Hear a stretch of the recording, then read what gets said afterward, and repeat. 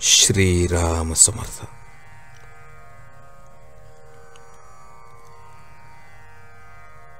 नाम घेण्याला काहीही आड येत नाही.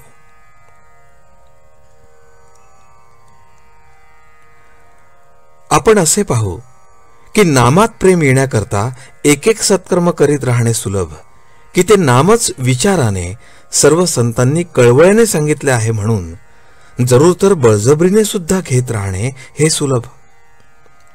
समजा एक यंत्र आहे, त्यात पुष्कळ चक्रे आहेत आणि ते यंत्र चालू करण्याचा हेतू धरला आहे. आता एखाद्याने त्यातले एखादेच चक्र चालू करू म्हटले तर ते चालू होईलच असा भरोसा नाही. पण त्या सर्व चक्रांचा संबंध असणारी कळ आपण दाबली तर मात्र बिनतक्रार आणि अत्यंत अल्प प्रयासाने ते यंत्र सहज चालू करता येईल. त्याप्रमाणे नाम ही कळ जर धरली तर सत्कर्मरूपी सर्व चक्रे एकदम फिरू लागून आपले काम निश्चितपणे आणि सुलभपणे होईल. म्हणून हमखास आणि सहज रीतीने काम व्हावे अशी ज्याची इच्छा असेल त्याने कशाही रीतीने का होईना नाम घ्यायला लागावे.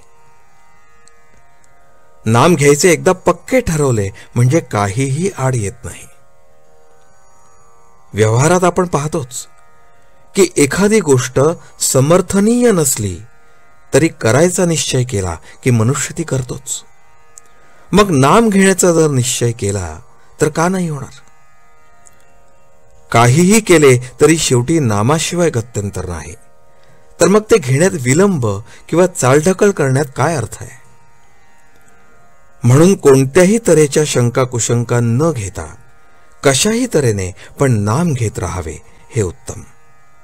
म्हणजे विनाकाळ काळ फुकट घालवला अशी पश्चातापाची पाळी येणार नाही. जग हे अनेक मोहक वस्तूंनी भरले आहे. त्या वस्तू आपण पाहिल्या किंवा नुसत्या ऐकल्या तरी हव्याशा वाटतात आणि त्या मिळवण्याचा आपण प्रयत्न करतो. म्हणून देवाजवळ आपण अशी प्रार्थना करावी की देवा, मोहक वस्तू मला दाखवूच नकोस, कारण माझी इच्छा तिकडे जाईल आणि मी फसेन. देवा, माझे ज्यात खरे हित आहे तेच मला दिसो, तेच मी ऐकू, त्याचेच मला स्मरण हो आणि त्याचीच मला गोडी लागो. प्रल्हाद, द्रौपदी यासारख्या भक्तांनी देवाजवळ काय मागितले तेच आपण मागावे आणि त्यांनी निष्ठा ठेवली तशीच आपणही ठेवावी. त्यांच्या ठिकाणी जसे वैराग्य होते तसे आपल्या ठिकाणी आणण्याचा प्रयत्न करावा.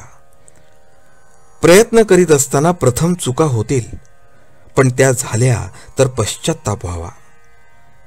देवा, मी फार दोषी अपराधी आहे, मला क्षमा कर आणि तुझ्या कृपेला पात्र कर.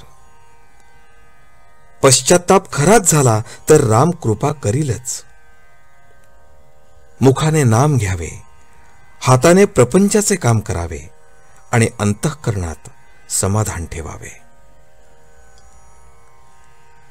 आजचे बोधवचन. जो नाम घेऊ लागेल त्याचे मन बाहेर धावण्याचे हळूहळू कमी होते. जानकी जीवन स्मरण. जय जय राम.